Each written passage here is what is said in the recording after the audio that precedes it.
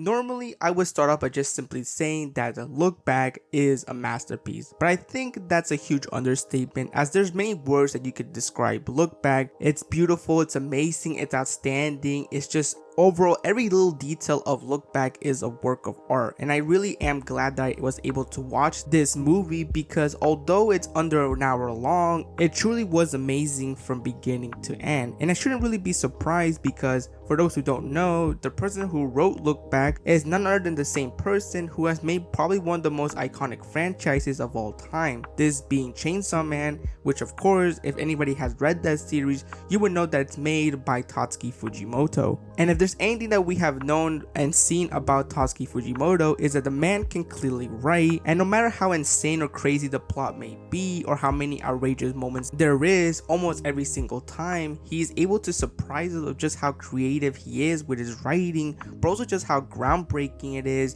and how emotional it could be just by doing a few simple things or going into a simple direction. But while he may be able to create beautiful emotional moments, he has also shown that he could also create chilling and very disturbing moments at the same time. And Look Back, despite it being a one-shot, was no exception, as Fujimoto was able to show us that even despite it having an innocent premise of somebody trying to chase their dreams and achieve what they want to do in their lives, can also take a dark turn and can completely leave you in shock and at a loss for words. In this story, it's all about a girl who goes by the name of Fujino, who in her free time likes to draw. She likes to draw so much in fact that she's become the one responsible to drawing her school newspaper's weekly manga panels. And she's not the only person to appreciate her work, as her classmates also love her work and believes that she's a genius, which of course makes Fujino very confident and believes that there's nobody else that can take her spot. That all changes when somebody else is given the opportunity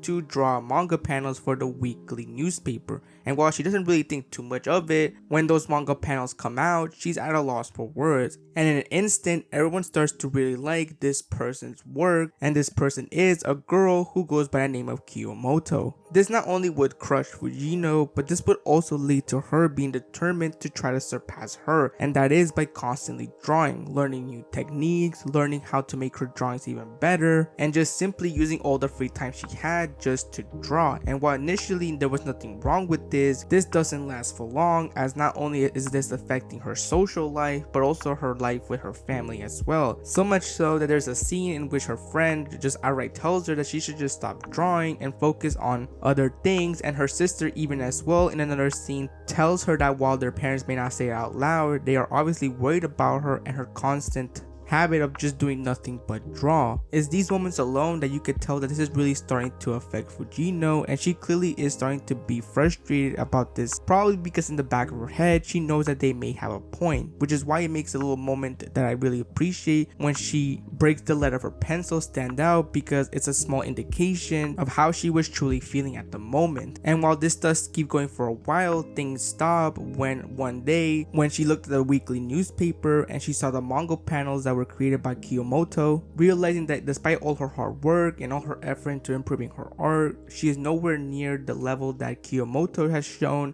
She decides to just simply quit and go back to the life that she used to have, having her social circle of friends, spending time with her family, and doing other things that are not drawing. And for the most part, it seemed that it really benefited her and her life was going on a good direction. But whether it was fate or not, due to certain circumstances, both Kiyomoto and Fujino would eventually meet, and here's where Fujino finds out that Kiyomoto is a huge fan of hers, as despite her talent, Kiyomoto, who seems to be mostly an introvert and doesn't know how to really talk to people, comes out and admits that the reason why she started drawing manga at all was because of Fujino and the work that she put in the weekly newspaper, inspiring her to go to that direction and try to be an artist just like her. And while at first it doesn't seem that Fujino has any reaction to these comments about her, the next scene fixes that, as we get a good scene and a great example of how actions sometimes speak louder than words. And here we see that despite the rain, Fujino is clearly showing all her emotions with her movements, most likely because of the comments that she heard from Kiyomoto. And these emotions can come to one thing,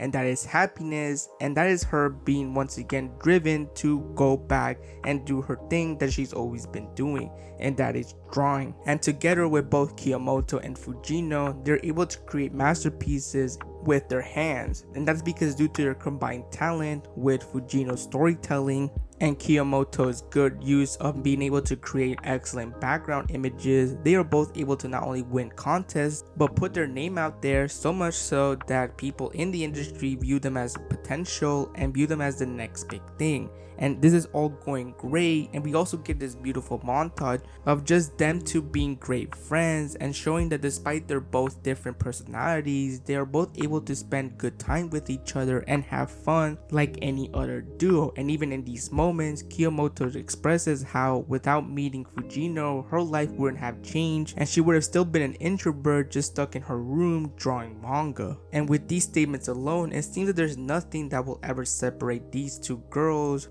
and stop them from being friends. But if there's one thing that I've learned when reading Fujimoto's works, is that if there's characters that are way too happy for a long time, that means that something's bound to happen, and that obviously there's something waiting for them that isn't going to be great. And that's exactly what happens halfway. As time passes on, both Fujino and Kiyomoto are growing up, but their work on manga is still going on. That is until Kiyomoto announces to Fujino that she doesn't want to continue and she instead wants to go to art school and do her own things. And I really do like these sequences with the camera shots and the camera angles symbolizing that while Fujino is going forward and trying to achieve her dream, Kiyomoto is a step back or behind Fujino, clearly not showing the same determination as Fujino. But this isn't the only indication that shows this, as even her not being able to fully hold Fujino's hand as they were running is a clear symbolism that both of them eventually are going to go to different paths. And that's exactly what would happen, as after Kiyomoto's announcement, they both went to do their own things, but sadly they didn't go in the best of terms, as when this was being said, Fujino, obviously not being happy with what she heard, told Kiyomoto that if she just simply relies on her, then everything will be fine. But Kiyomoto argues that she doesn't just want to rely on her and wants to live on her own and try to learn to be more independent. But this doesn't sit right with Fujino, as she explains that due to her lack of social skills and not being good being around people, this will never work, and the life that she wants to have isn't going to be easy. And due to these differences, they both go their own ways, and as time goes on, Fujino is able to achieve her dreams of being a mangaka, not only doing a job that she is passionate about, but also creating a very popular series that is obviously a great reference to Fujimoto's recent work, this being Chainsaw Man. And just like Chainsaw Man, Fujino's work is also very popular and becomes a hit. But life is so unpredictable, and the last things that you want to experience or have to face in your life, sometimes they do happen even if you don't want to. As Fujino is working on her recent stuff, she very briefly looks at the TV that's on and sees that an art school was attacked by a maniac, resulting into numerous people losing their lives. But once she looks closer and realizes that this is the school that Kiyomoto's in, she very quickly in an instant tries to call Kiyomoto. And then there's silence, and all we see is Fujino anxiously waiting for Kiyomoto to respond to her call.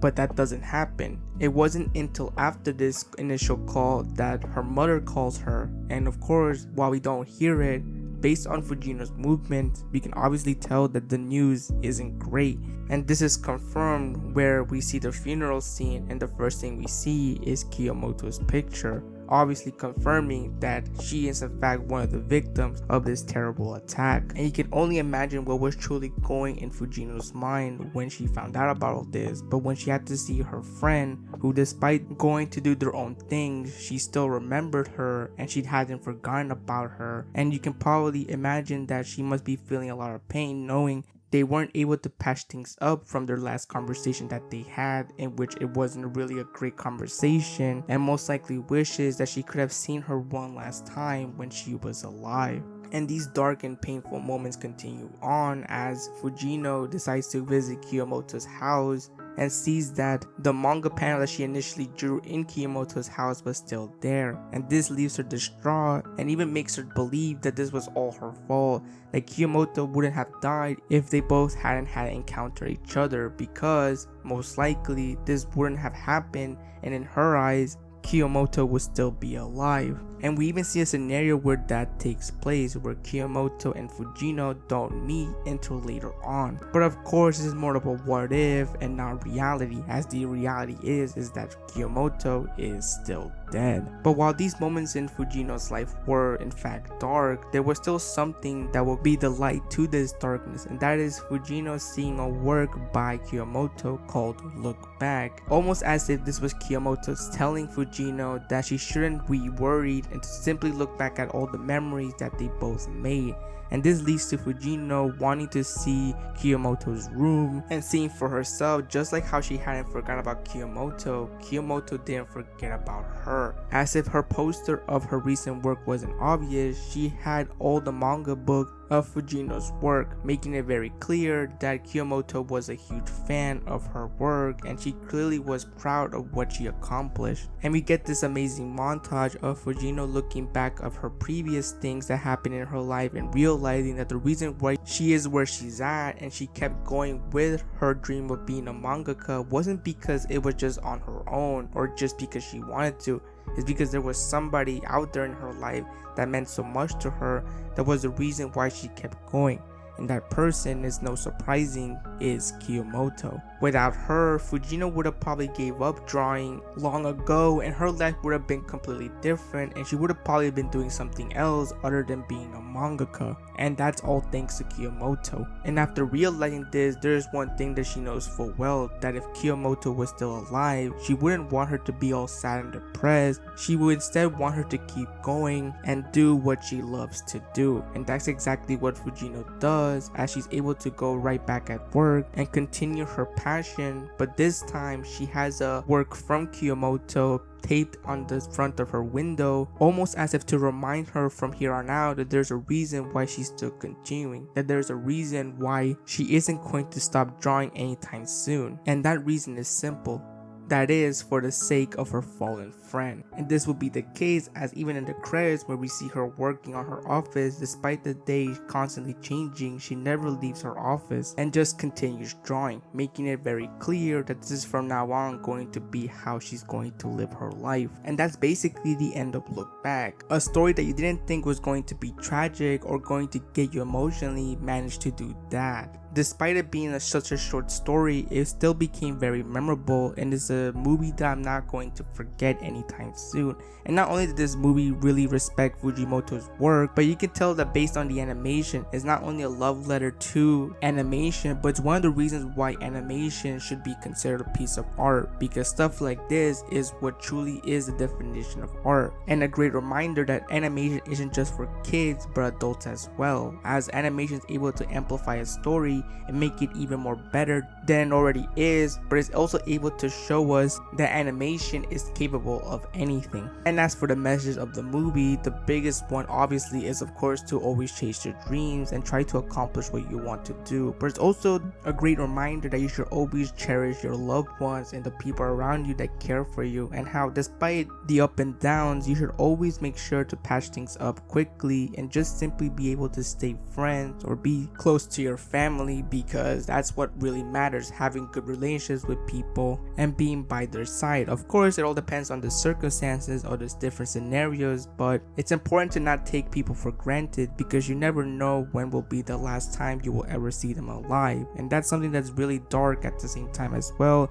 And Look Back was able to show it during the chilling moments of Fujino finding out about Kiyomoto's passing, and how she was so desperately trying to make sure that she was okay and hoping that she was still alive and that she wasn't a victim of this terrible attack that happened in her school. And sadly, this is something that's not too off reality, because it has happened, and I can only imagine that those people in these moments are probably feeling the worst things and feel like the world has just stopped and their life is in a complete standstill. And because this, technically you could also consider this movie to also have horror elements as well. Even if it's very briefly and it's not the entirety of the movie, it's still something that is not something that you could just simply forget about about because it sticks with you just simply because it just came out of nowhere. And that is something that, while I am not really surprised considering the author, but it's another example of Fujimoto's amazing storytelling and how that's not going to stop anytime soon, because the guy is clearly creative and he has an extreme talent that you don't see a lot with other mangakas, and it's what makes Fujimoto such a remarkable person. So if you're wanting to watch a movie that's going to make you get emotional, or just want to see a simple but impactful story, then you should watch Look Back because it's worth the watch.